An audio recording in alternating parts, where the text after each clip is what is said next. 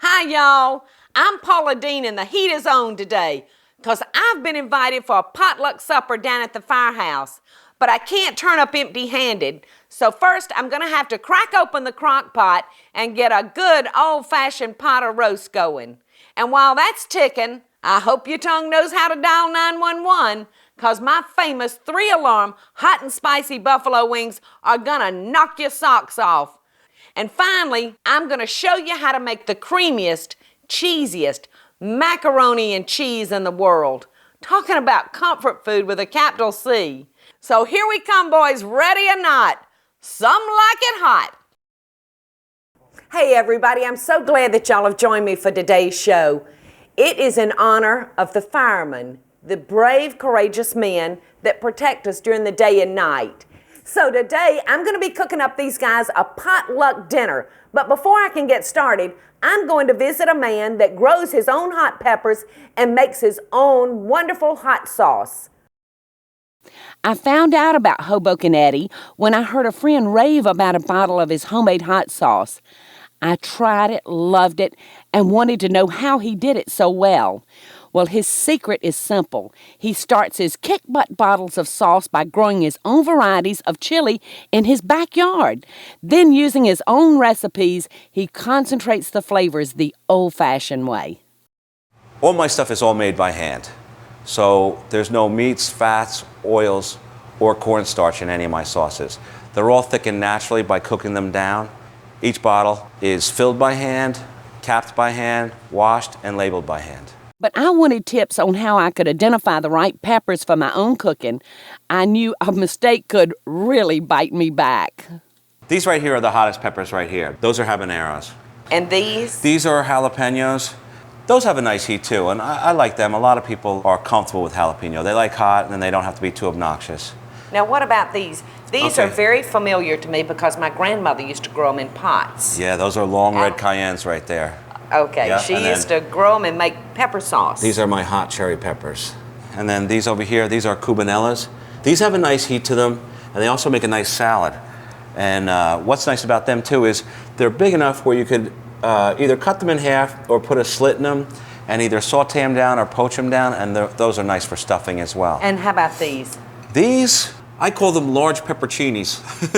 Pepperoncinis? Yeah, like the little Italian hot peppers. But these are hot, but they're not obnoxiously hot. Is there anything that I can do to take away a little bit of the heat but still have the flavor? Well, the seeds hold the most heat. Actually, this end right here will be a lot more milder than up here. So if you were to cut them in half and take the seeds out, that'll take some of the heat out. So the higher you go up the pepper, the hotter it is. The hotter it gets. Yeah. Well, I have to tell you, when I make my hot wings, I always use a good Louisiana hot sauce. But I was so interested in your hot pepper sauce, well, I really do want to try it. That's what we're here for. Show me how you make it, or will you show me? I can't show you all the secrets, but we can touch some of it. I take a combination of these peppers, and then what I'll do is I'll put it in a big pot, and then I'll put my extra ingredients in there. I usually like to combine it with some vinegar and some type of tomato product. And then, you know, whatever seasonings you like. If you like garlic, or if you like a little Cajun spice or something, you know, it's your baby. Whatever you want it to be your end flavor. Well, I can't wait to try it. Well, here, go ahead and take that one. That's the first bottle. That's good luck for you. That's wonderful. All right. So I'm going to take this, and I'll try both of them. I appreciate it so much. I can't hardly wait to get back to the house and cook my hot wings. That's my pleasure. And this one's still hot. Do you have a sack? A sack? I have a whole gift basket for you. You just get out. This is mine. I'm here to spoil you.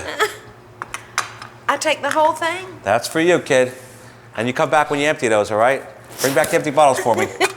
All right? You save your Thank you, dear. All right. All the best. It. We'll see you later. All right, Paula. All the best to you. Thanks. I like to take sauces like Eddie's and play with them. I like mine a little sweeter than most, so I find a sauce I like, and then I make it my own. And one of the things that we want to remember is that we want to balance our hot sauce with flavor as well as heat. Otherwise, you could possibly ruin your dish. And before I get started on these hot wings, I'm going to move over here and I'm going to start on our crock pot roast. So let's come on over here and start untying our chuck roast. This one's just been tied up to keep it from falling apart. And you can see from all the marbling in our roast that it's going to give it great flavor and moisture. And this is so simple. I've been making this recipe for years for my family. I used to put this roast on before I would leave for work, and it was so nice to come in and have this aromatic meat just hitting me in the face as I came in the door. So now that's all we're going to do to that. And this is our house seasoning. Makes it so simple because it's just one movement. And I've got my cast iron skillet nice and hot, and I'm going to add just a couple of tablespoons of oil. And we're just going to brown him and sear him off good. We're not by any means going to try to get him cooked because you can see he's a big, thick boy. I want to spend a few minutes with you just talking about different cuts of meat. A chuck roast is a relatively inexpensive cut, and I just love cooking with it. Now you can certainly pick out a prettier piece of meat, but I've just found that the more expensive the meat, the less flavor it has. So a cheaper cut of meat, you're going to find more fat in it. And if you find more fat, you're going to find more flavor. We're sealing this because it's going to trap that flavor and that moisture inside of your roast. And when we put it in our crock pot, when we put our liquids in it starts cooking, then all those flavors are going to come out into the pot. And he's smelling good already. We've got our roast ready, and the new crock pots today are just wonderful because the liners lift out, which makes it so much easier than the old-timey crock pots that was stationary in their cooking element. Now all we're going to do to this pot roast now is cover it with onions, just a regular sweet onion. We're going to stick in a few bay leaves. We're going to add a couple of beef bouillon cubes. Now these are a little larger than what I normally use, so I'm just going to drop in 2 of these today rather than 3. And we're going to top it with cream of mushroom soup. And the cream of mushroom soup is going to supply us with our gravy. It's going to mix with the stock that comes out of the roast, and it's going to be totally and perfectly yummy. And now I'm going to top it off with just a couple of cloves of garlic. In fact, you don't even have to slice it. You can just bust it up. We're going to put a little splash of wine.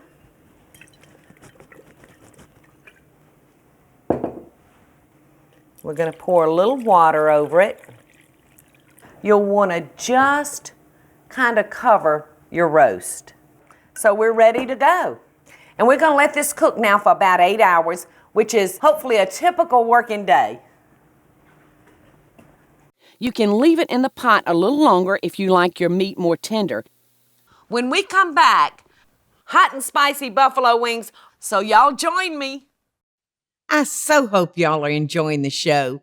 And if you do, be sure to click like, subscribe, and the notification bell so you'll never miss a video. And we'll be right back after the break.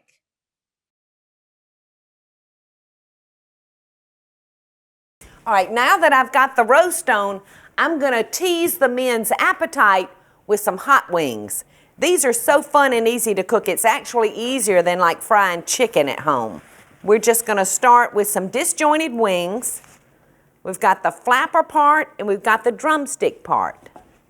And I'm going to dry these off because we don't want any water on them as we put them into our pan. And all I'm going to do is just salt them. Do you know why these are called buffalo wings? They originated in the Anchor restaurant in Buffalo, New York. And in no time they took off across the country. I don't know of anybody that doesn't like a good hot wing. So we've got these salted now, and we're going to drop these naked into our hot grease. And we're at 350 degrees. You don't want to toss these in flour because when we go to dunk them and bathe them in our hot sauce, that flour would just turn to goop. Little bastard.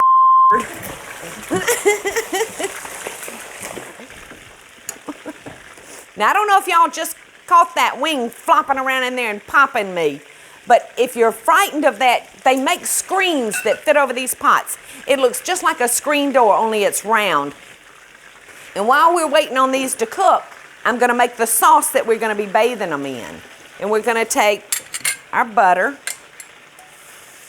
For this amount, I'm going to use about a half a stick.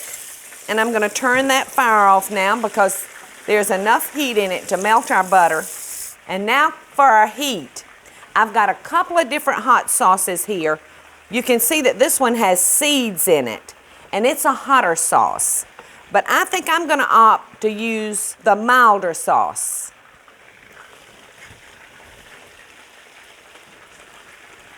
And I'm just going to stir that into our butter. Now you can use any heat that you want on your wings, because I know men can be kind of macho about their heat. It's like the hotter they can eat it, the more macho and manly they are. But since I'm going to be joining the guys in eating these hot wings, I'm making it just a little bit milder for my palate. And it's still plenty hot enough. It's amazing what the butter does to that hot sauce. You could reduce the heat on your sauce by starting with a milder hot sauce, or you could just cut it by adding more butter. All right, our wings are just the way I like them now, nice and crispy. And all we do now is just take our chicken wings and drop them over into our sauce. You can see these are floating around in there, so we know that they're nice and done. And all we do now is just toss them around in that sauce, making sure they're all coated, just like that. So you can see how easy it is to have buffalo wings at home. You don't have to save this dish for a restaurant by any means. It's very, very simple. So we're going to wheel this pot around here, and we're going to plate them up just like this. Next, we're going to be preparing the ladies' cheesy mac. So y'all hang around. I hope y'all are enjoying the show, and I want to hear from you. Tell me what recipes or videos you'd like to see me make by just leaving a short comment below. Now, let's get back to the show, y'all. I guess I probably really don't have to tell y'all, but today's recipes that I'm using are all those rib-sticking comfort foods. And the dish that I'm fixing to prepare now is probably the #1 most loved comfort food that we serve at the restaurant, and that's the ladies' cheesy mac. So we've got our elbow macaronis in salted water, and we're going to cook those until they're tender.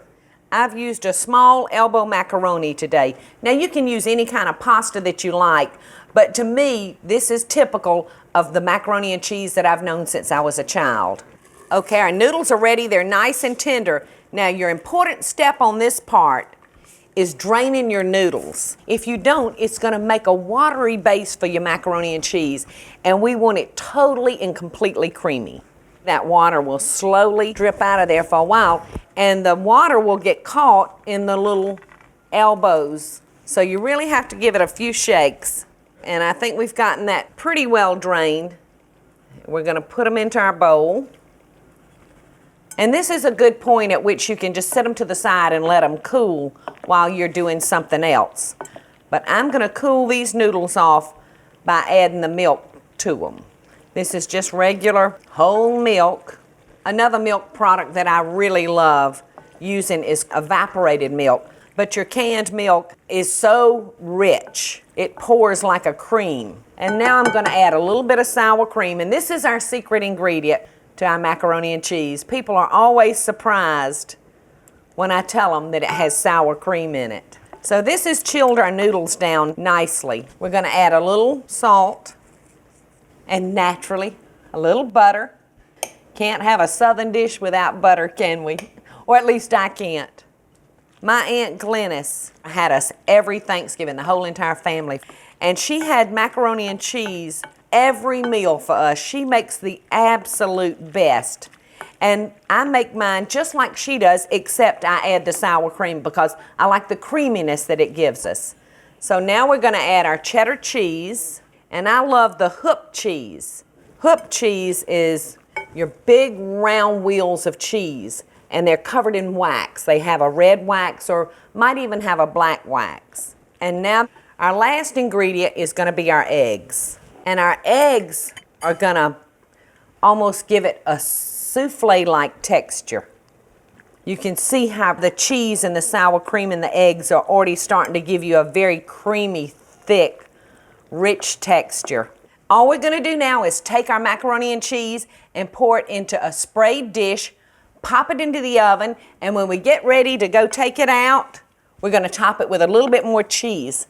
Look how yummy and creamy that looks. Now, I've had some people call me and say, Paula, my macaroni and cheese curdled up on me. And I can't imagine why it would do that. The only thing that I can think of is that maybe they put their eggs in with the noodles before they cooled properly. But in the oven we go.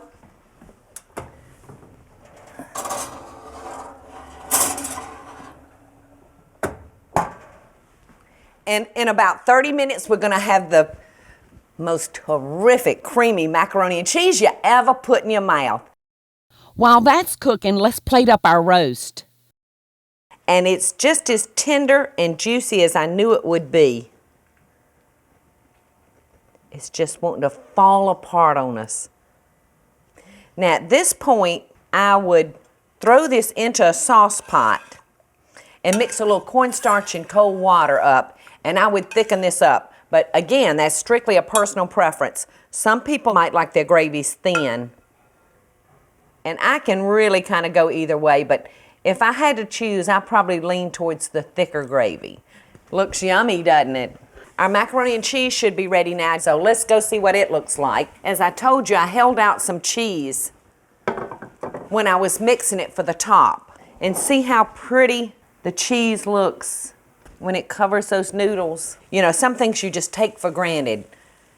And maybe I'm guilty of taking this for granted. You know, there's a couple of things that you can't have too much of in a southern dish. One of them's butter, and the other one's cheese. Just can't wait to taste this.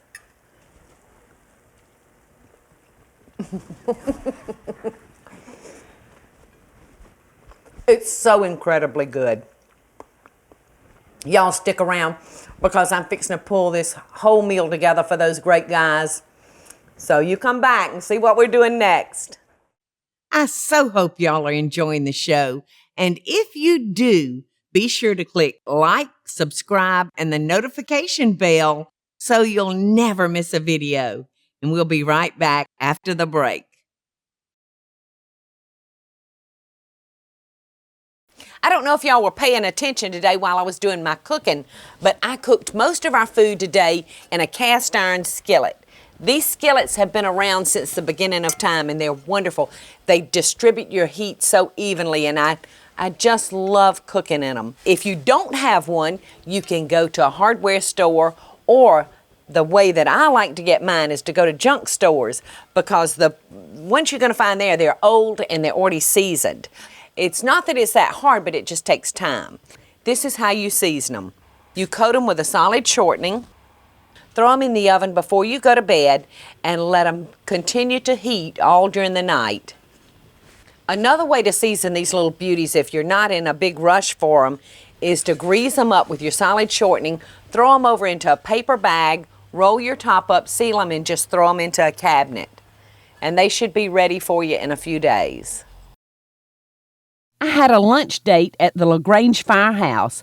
They have 4 full-time and 30 volunteer firemen and women. And when they get together, they love to eat. Well, I sure hope they enjoy my contribution to their lunch. Well, you can see what I brought for y'all today. The hot wings, the pot roast, the macaroni and cheese, and the stuffed peppers. Now I want you to try some of my pot roast. Very good. Good. Excellent. Good. Ed certainly seemed to enjoy my chicken wings. I think I died and went to heaven. You think so? Hot enough for you, baby? No, just nice, just nice. Just how important is the food? Food is very important. When you have firemen that come from work all day, volunteers, and they have to come to the firehouse at night and do things, a lot of times a lot of them don't get a chance to eat their dinner, so we have to supply something for them. We can come back to the firehouse after we've been out 4 or 5 hours on a run And even if it's at midnight at night, we're hungry, Mike will whip something up. He'll have something there. Could be his balsamic chicken or whatever's easiest. The potatoes go over pretty good too, so.